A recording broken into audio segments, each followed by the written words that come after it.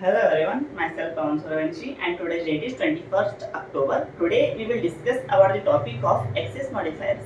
In this topic we will discuss about the things that what are the access modifiers in Java and why we use the access modifiers and what are the some types of the access modifiers and what are the advantages of access modifiers. What are the some conditions where and what are the some conditions where we use the access modifiers and the particular need of access modifiers. So we will start from the what are the access modifiers about the definition of the access modifiers. The access modifiers are nothing but the giving the permission to access some data or restricting someone to access the data. It is all about the giving the permission and restricting some to access the data. So in that the access modifiers is having about the four types that are the public, private, protected and default. These are the four type of access modifiers and we will discuss the four type of access modifiers one by one. The first one is the public access modifiers. The public access modifiers is means it is we when we written in code in that time we will write it as a public. Means when for example public static void main, in this line we will using the public access modifiers. Public access modifiers means it is public, we can use everywhere in any other packages, in the same package, in other class, in same class and other package, everywhere we can use the public access modifiers for and we can from using the public access modifiers we can import the files also. For example, we are having the two packages and in one package is having some data and we want to access the same data in another package.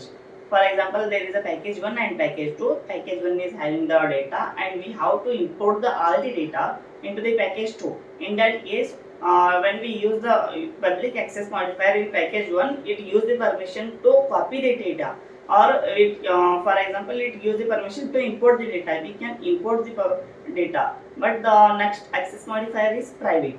When we use the private access modifiers, it is like we can only access the data in the same class only. When we use private access modifiers, it doesn't able to import the data in another package because it restrict. When we want to restrict data for restriction purpose, we use the private access modifier. The private access modifier is it when we use the private access modifier, in that case it is we consider it as or it is accessible in the same package only or the same class only. So the next access modifier is about the protected modifier access modifier. The protected access modifier, when we use the protected access modifier, in that case what happens means we can we can access the data in the other package also, but they are having the same class and we can access the other package also. And the next thing is when we use the protected access modifier,